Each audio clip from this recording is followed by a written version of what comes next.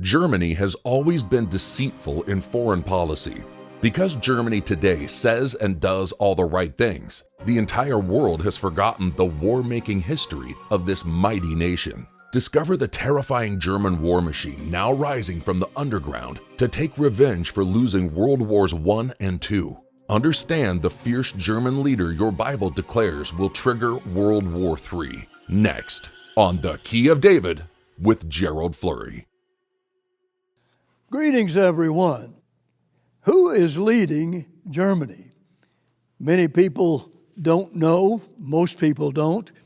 And if they did know, they would often be very frightened about how that government is run, and especially in this end time, more so than even in the past. It is really about a deceitful Germany in their local politics and also in their foreign policy. And history just thunders that to you about Germany and how deceitful they are, especially in their foreign policy. You can quickly understand that just by a little history study. Germans certainly are a great people. Even though they started World War I and are going to start World War III, they certainly have many good qualities, but they do have prophecies telling us what they're going to do and how they're going to do it and to whom they're going to do it in most cases. Here is a document from Winston Churchill and Franklin D. Roosevelt after World War II, and it said this: "It is our inflexible purpose to destroy German militarism and Nazism and to ensure Germany will never again be able to disturb the peace of the world." That's a massive failure.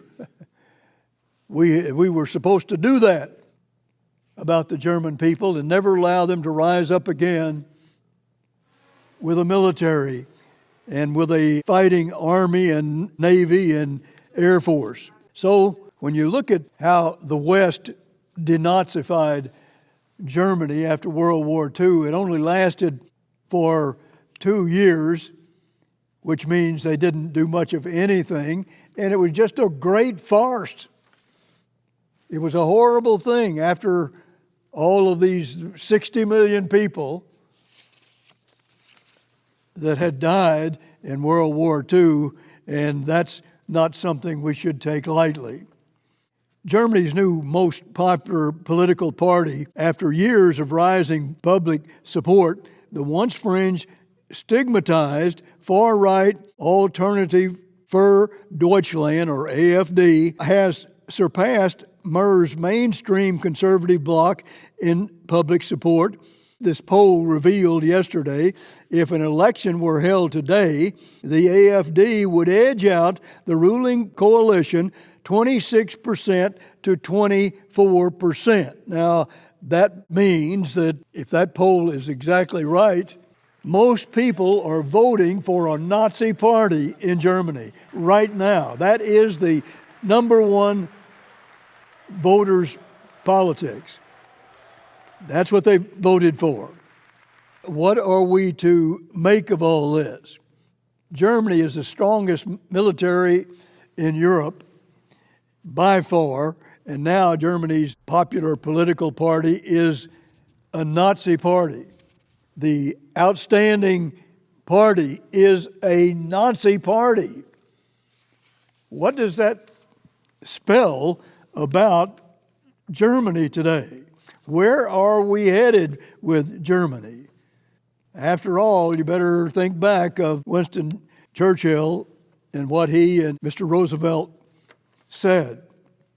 So we have prophesied for decades that all of these things were coming upon this world and in Germany, and it's especially going to be very bad in this end time. This is a deadly crisis, any way you look at it. Now, they're going to start World War III, and there is a prophecy in Daniel 8 and verse 23 about a fierce, strong man that's about to come on the scene, maybe even this year or perhaps next year, but it's going to be very soon because everything else around this policy is being fulfilled. We need to understand that. Remember, Daniel chapter 12 and verses 4 and 9 says that Daniel is only for this end time. It's not for any other time. Verses 4 and verse 9 in chapter 12. We need to be aware of these prophecies. Verse 23, it says about this man, and in the latter time of their kingdom, when the transgressors are come to the full, a king of fierce countenance and understanding, dark sentences shall stand up. It means that dark sentences mean it's from the devil. I mean, he is really in control of this man. And it's going to be such a horrible problem.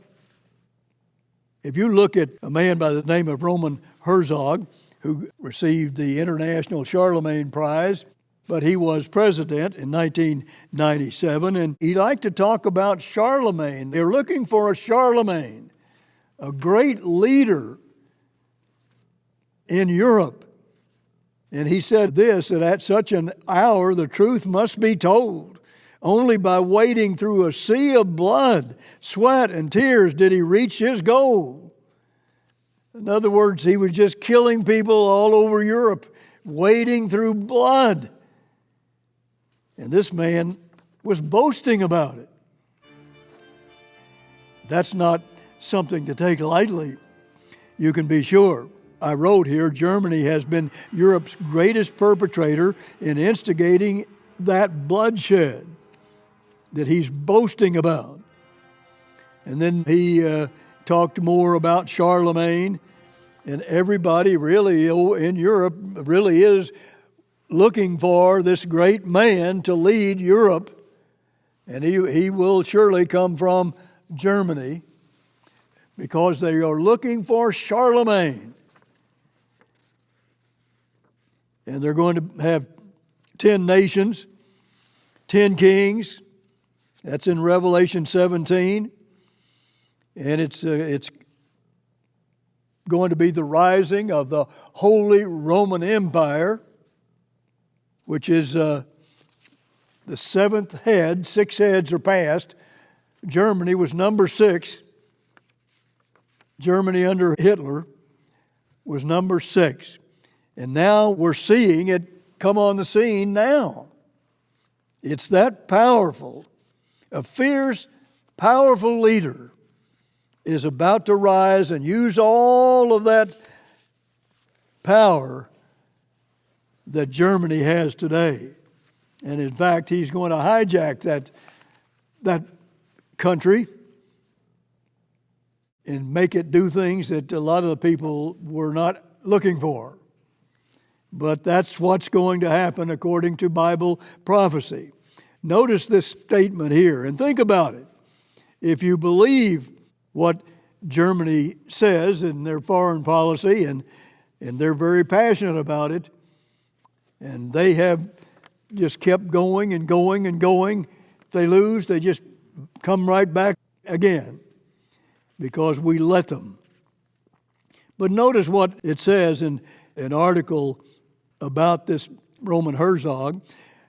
It says, in 1944, German General Karl Heinrich von Thunagel said the German war machine would rise again and that America was its top target. America is its top target. He said that in 1944. Do you suppose that could be true? Oh, yes, it can.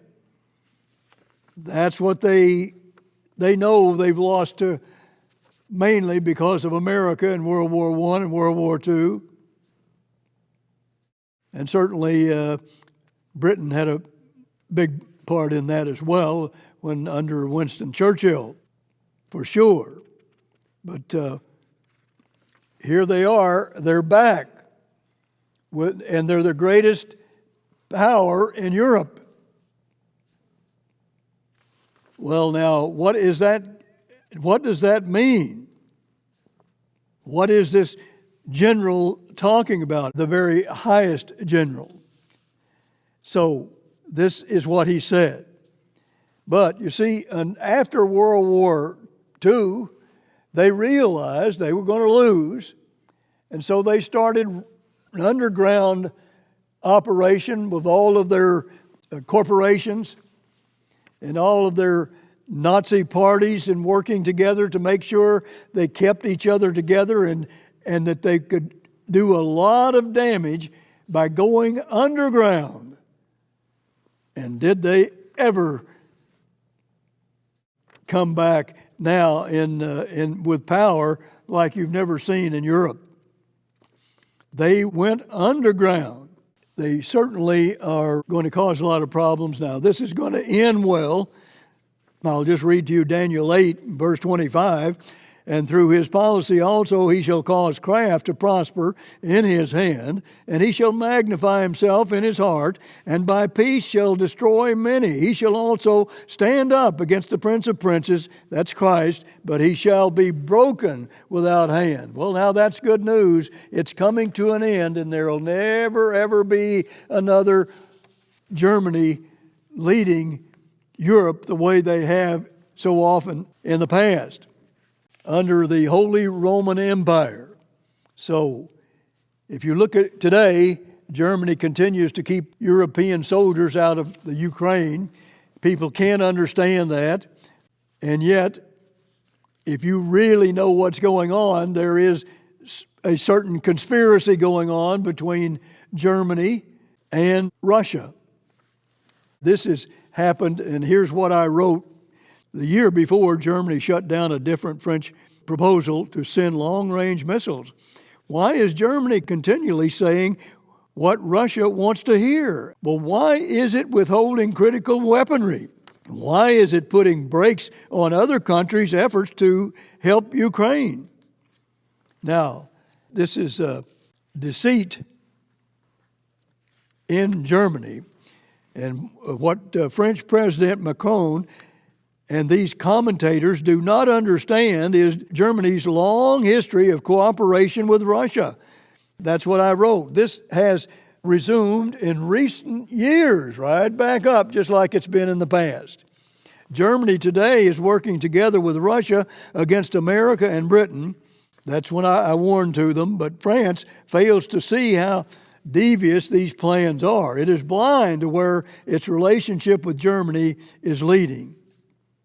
So Germany has been sending their drones there because they are refining their drones, making it the swarms of drones even more destructive than a nuclear bomb, they say. So it is something about future warfare. We need to think about that. And then here's what I wrote. France doesn't understand what Germany is doing, but you can. France's deadly ignorance about Germany, that's my article that was written, reveals Germany's hidden strategy and how France and Germany will be caught up in it. So here you have this Germany deceit, and this time it's with Russia, and it's a hidden strategy. It's hidden. They keep it hidden because, well, what would happen if people really knew they were working with Russia when they make it appear like they're fighting against Germany and what they want to do? In Revelation 17, it says this, verse 7, "And the angel said unto me, Wherefore did you marvel? I will tell you the mystery of the woman and of the beast that carried her, which has the 7 heads and 10 horns. The beast that you saw," verse 8, "was and is not, went underground, and shall ascend out of the bottomless pit." It just says, well, that he was and is not. In other words, he went underground and did his dirty work there.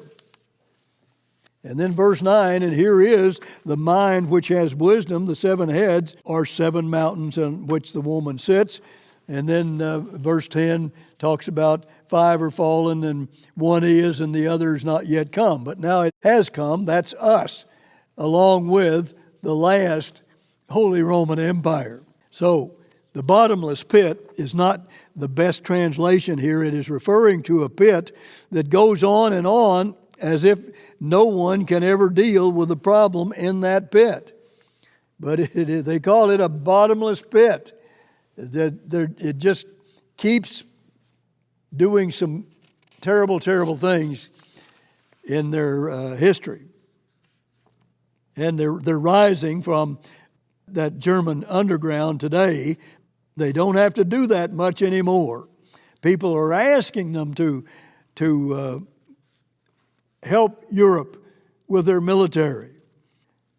Here is a quote: "The dream of German dominance did not die with Hitler. The German business empire was planning a Nazi comeback when it saw that World War II was lost."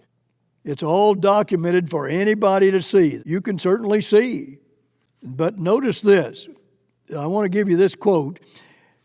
Donald Tusk, a former president of the European Council and former prime minister of Poland, said he had a private conversation with Merkel about the Nord Stream 2 pipeline.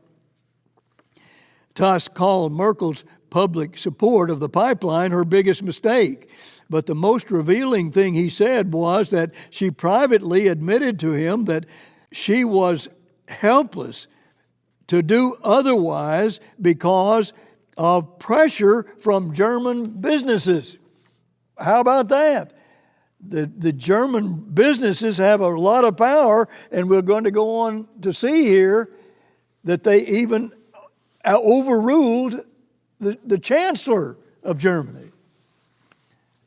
This group of corporations, they have a lot of power. And notice what it says here. Ms.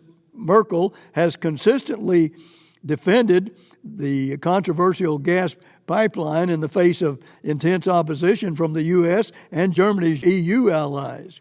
The Telegraph reported that, but Mr. Tusk claimed she had told him privately that she had no choice because of the pressure she was under from the German business leaders.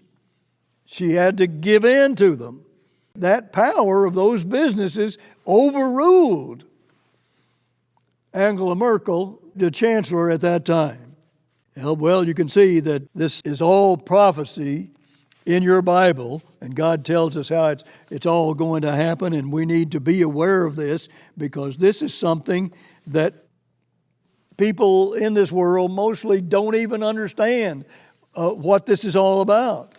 But it is a powerful, powerful weapon for Germany. Then it's getting together with a corporation, Messerschmitt, Volkswagen Work, Rheinmetall. All these corporations got together with their Nazis. I mean, really powerful, powerful corporations, and they're still doing it today. And who knows that? Well, you're going to see it very soon, even more than what you see it today. And I said this in the article, by 1944, these leaders knew that they would lose World War II, so they were already planning for the next round. This is the way they look at it. They're trying to conquer the world. They were the cause of 60 million people dying in World War II, and they also started World War I. And they're going to start World War III. That's what your Bible says. And I have a booklet on Germany's conquest of the Balkans. If you want to see really, I think, a first shot at World War III, well, that's it. They let you know right there that they are going for much bigger things than just about anybody in this world. But then all of this about their being underground, the West that won the war, saw documents where they said they were going to rise right back up, an underground effort. The West kept that hidden from the public for 50 years. And now, certainly the central question is whether it has been carried out. Well, I can tell you by about 100 prophecies that it has, and it's facing us right now. Something everybody ought to be aware of. They stayed underground. In all of Germany, they have a disdain for democracy. They don't want democracy, especially those leaders that keep rising and sometimes even overthrow the chancellor. That's how powerful they are, because they all get their corporation powers together. And do they ever have a big clout? And they are essentially Nazis. That's why they were underground and have come up, and, well, here they are again, the same corporations. What a foolish win we had in World War II. Notice Revelation 17 in verse 10, it says, "And there are 7 kings, 5 are fallen, and 1 is, and the other is not yet come. And when he comes, he must continue a short space." He's not yet come, but now he has come. He's right there, out there where everybody can see that. The 10 nations, you can see that in verses 12 and 13. God says he has put this in their mind because he wants to use it to punish some sinful nations of Israel. You need to understand this, and we all do. God makes it all clear to us. So, what we need to do is to really study this and see exactly what's happening before your eyes. And you can prove it right out of your Bible. Until next week, this is Gerald Flurry. Goodbye, friends. All our literature is available free of charge, at no cost or obligation to you. Request He Was Right, Germany's Conquest of the Balkans, and Rising from the German Underground. Order now. The preceding program was a paid presentation of The Key of David, brought to you by the Philadelphia Church of God.